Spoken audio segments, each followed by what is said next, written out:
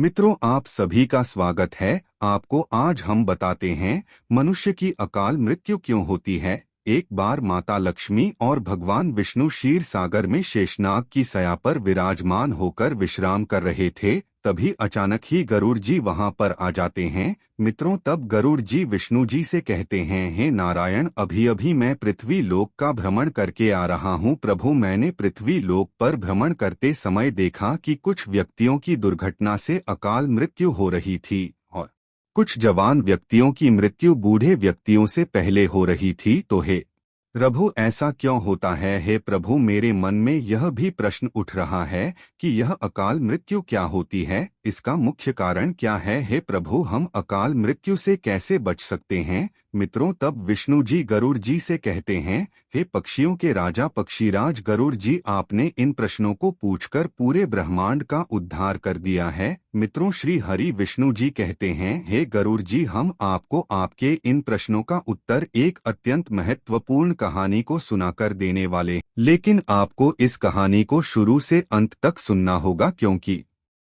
इस कहानी को सुनने मात्र से आपको विष्णु जी के साथ साथ माता लक्ष्मी जी का आशीर्वाद प्राप्त होता है। मित्रों, गरुड़ जी विष्णु जी से कहते हैं, हे नारायण, आप उस कहानी को सुनाना प्रारंभ करें। मैं आपको विश्वास दिलाता हूँ कि मैं इस कहानी को शुरू से लेकर अंत तक अवश्य सुनूंगा। मित्रों, विष्णु जी कहते हैं, हे पक्षीराज, बहुत समय पहले की बात है। किसी नगर में रोहन नाम का एक बहुत ही गरीब व्यक्ति अपने परिवार के साथ रहता था। एक दिन वह अपने बचपन के मित्र से मिलने के लिए दूसरे नगर जा रहा था। उसका वह मित्र बचपन से ही गूंगा और एक पैर से अपंग या अपाहिज था। उस रोहन के नगर से उसके मित्र का घर बहुत दूर था। उसे अपने मित्र के नगर जाते समय बीच बीच में कई सारे छोटे छोटे नगरों से गुजरना पड़ता था। मित्रों, विष्णु जी कहते हैं, हे पक्षीराज गरुड़ जी, वह कई सारे नगरों से गुजरते हुए अपनी ही धुन में चल रहा था। तभी अचानक ही चलते चलते उसकी मुलाकात एक व्यक्ति से हुई, जिसे देखकर ऐसा लग रहा था कि वह किसी का इंतजार ही कर रहा था और वह व्यक्ति भी रोहन के साथ चलने लगा। उस व्यक्ति को देखकर रोहन बहुत ही खुश हो गया। उसने सोचा, चलो अच्छा हुआ, अकेले चलने में थोड़ा सा डर भी लग रहा था। अब इस व्यक्ति के साथ चलने से मेरा सफर बड़ी ही आसानी से कट जाएगा। मित्रों, विष्णु जी कहते हैं, हे गरुड़ जी, उस रोहन ने उस व्यक्ति से बात करने से पहले उस व्यक्ति का नाम पूछा तो उस व्यक्ति ने अपना नाम यमराज बताया। उसे यह नाम सुनकर कुछ अजीब सा लगा, लेकिन उसने नाम के विषय में कुछ और पूछना उचित नहीं समझा। दोनों ही धीरे धीरे साथ साथ चल ही रहे थे। तभी रास्ते में एक नगर पड़ा। उस नगर के प्रवेश द्वार पर आते ही उस यमराज नाम के व्यक्ति ने रोहन से कहा, तुम आगे चलो, मुझे इस नगर में एक काम है, मैं तुमसे आगे मिलता हूँ। रोहन ने कहा, ठीक है। वह बेफिक्र होकर आगे रास्ते में चलने लगता है। मित्रों, विष्णु जी कहते हैं, हे गरुड़ जी, कुछ देर बाद उस नगर में यह फैल गई कि एक सांड ने किसी व्यक्ति को अपनी सींग में फंसाकर मार डाला। जैसे ही उस सांड ने उस व्यक्ति को मार डाला, कुछ ही देर बाद वह यमराज नाम का व्यक्ति रोहन के पास आ गया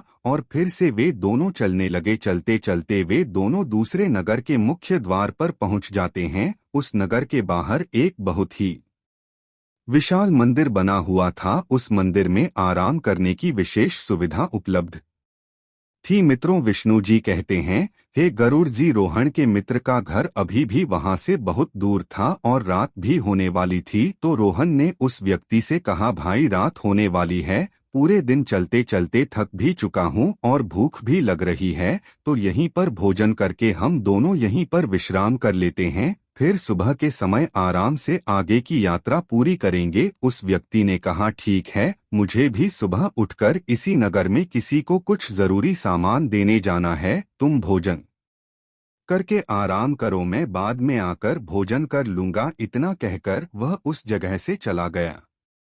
मित्रों, विष्णु जी कहते हैं, हे गरुड़ जी, लेकिन उस व्यक्ति के जाने के कुछ ही समय बाद उस जगह पर धुआं उठता हुआ दिखाई देने लगा और कुछ ही देर में पूरे नगर में आग लग गई। फिर वहां पर खड़ा हुआ रोहन यह सब देख रहा था। उसने अपने मन में सोचा कि यह व्यक्ति जहां पर भी जाता है वहां पर कुछ ना कुछ अशुभ जरूर हो जाता है।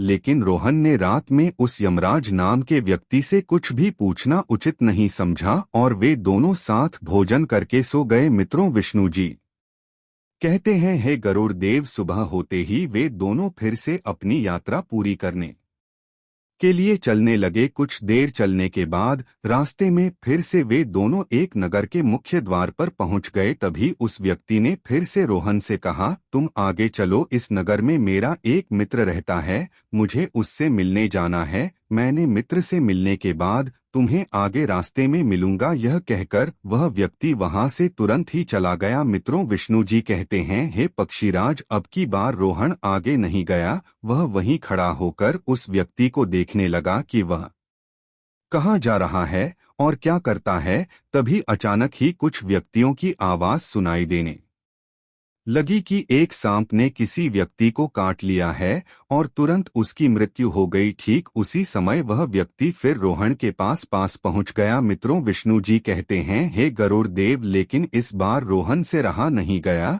और उसने उस व्यक्ति से पूछ ही लिया कि तुम जिस भी नगर में जाते हो वहां कुछ ना कुछ अशुभ क्यों हो जाता है। क्या तुम मुझे बता सकते हो कि क्या तुम ही सभी को मार रहे हो। उस व्यक्ति ने कहा, तुम मुझे बहुत ही समझदार मालूम पड़े थे, इसीलिए मैं तुम्हारे साथ चलने लगा था, लेकिन तुम अभी तक समझ नहीं पाए कि मैं कौन हूँ।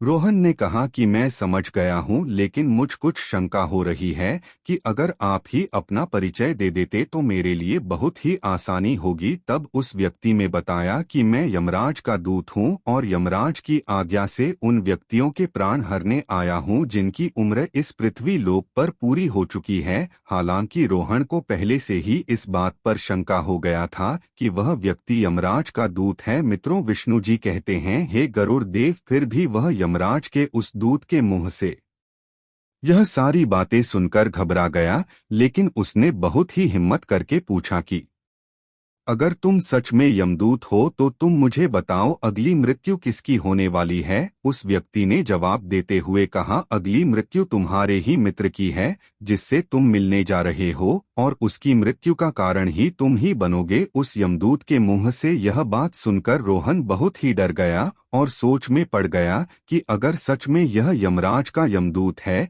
तो उसकी बात भी सच होगी और मेरे ही कारण मेरे बचपन के सबसे अच्छे मित्र की मृत्यु हो जाएगी। तो मेरे मित्र की जान बचाने के लिए सबसे अच्छा तो यह होगा कि मैं आज अपने मित्र से मिलने ही ना जाऊं। कम से कम मैं उसकी मृत्यु का कारण तो नहीं बनूंगा। यमदूत ने मुस्कुराते हुए कहा, तुम जो भी सोच रहे हो वह सब कुछ मुझे पता है, लेकिन अगर तुम अपने मित्र से मिलने नहीं जाओगे तो क्या तुम्हारे मित्र की मृत्यु नहीं होगी। तुम्हारे मित्र की मृत्यु तो है। मित्रों, विष्णु जी कहते हैं, हे गरुड़ देव, उस यमदूत के मुंह से ऐसी बातें सुनकर रोहन को बहुत आश्चर्य और बहुत दुख भी हुआ क्योंकि यमदूत ने रोहन के मन की बातें पढ़ ली थी, लेकिन किसी के मन की बातें उसके बताने से पहले ही बता देना किसी सामान्य व्यक्ति के लिए संभव नहीं है। अब रोहन को विश्वास हो गया कि यह सचमुच में यमराज का यमदूत ही है और वह अपने मित्र की मृत्यु का कारण ही बनने वाला है। इसलिए वह उल्टे पैर अपने गांव की तरफ वापस जाने लगा। लेकिन रोहन जैसे ही वापस जाने के लिए मुड़ा, उसने देखा कि उसका मित्र बहुत ही तेजी से उसकी तरफ चलता आ रहा है और रोहन को देखकर अत्यंत प्रसन्न दिखाई दे रहा है। अपने मित्र को ऐसे आते हुए देखकर रोहन को ऐसा लगा कि जैसे उसका मित्र काफी देर से उसका ही पीछा कर रहा है, लेकिन वह बचपन से ही गूंगा और एक पैर से अपंग होने की वजह से वह उस तक नहीं पहुंच पा रहा था। मित्रों, विष्णु जी कहते हैं, हे पक्षीराज, लेकिन जैसे ही वह रोहन के पास पहुंचा, अचानक ही उस परमीन पर गिर पड़ी और तुरंत ही उसकी मृत्यु हो गई। रोहन हैरान होकर यह सब देख रहा था। जैसे कि रोहन ने उस यमदूत से अगला प्रश्न पूछना चाहा, तब उस यमदूत ने कहा कि तुम्हारे मन में यह प्रश्न उठ रहा है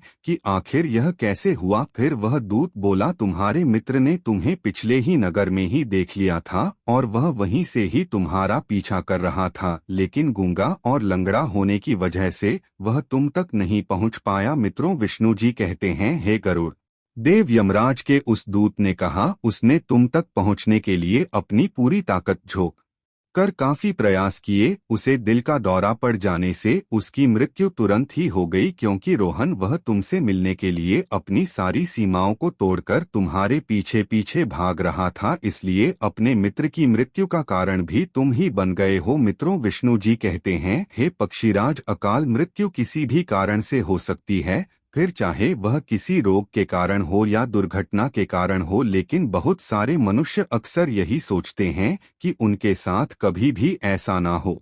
लेकिन अकाल मृत्यु का कारण अनेक जन्मों में किए गए पापों को बताया जाता है।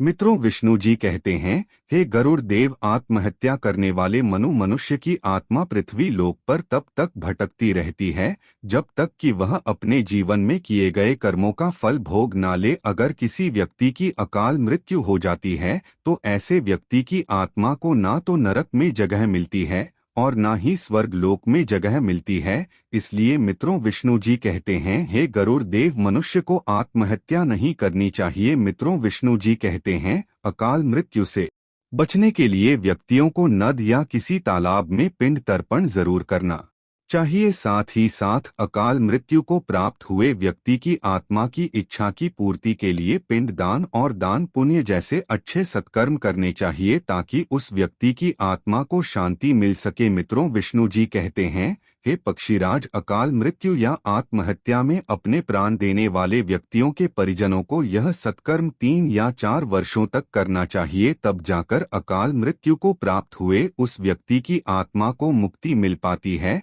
ऐसा करने से उस व्यक्ति के जीवन की शुरुआत फिर से आरंभ हो जाती है। मित्रों, विष्णु जी गरुड़ जी से कहते हैं, हे गरुड़ देव, आपको आपके प्रश्न उत्तर मिल गया होगा। तब गरुड़ जी विष्णु जी से कहते हैं, हे प्रभु, आपने मुझे बहुत ही महत्वपूर्ण ज्ञान दिया है, मैं इस ज्ञान का विस्तार पूरे ब्रह्मांड में करूंगा। मित्रों, आपको यह कहानी अच्छी लगी हो या आपको इस कहानी से कुछ भी सीख मिली हो तो वीडियो को एक लाइक अवश्य करें, और अगर आप सभी हमारे चैनल पर नए आए हो तो हमारे चैनल को भी सब्सक्राइब करें। साथ ही साथ कमेंट बॉक्स में जय श्री हरि विष्णु और जय माता लक्ष्मी लिखना ना भूलें। आप सभी का दिल से धन्यवाद।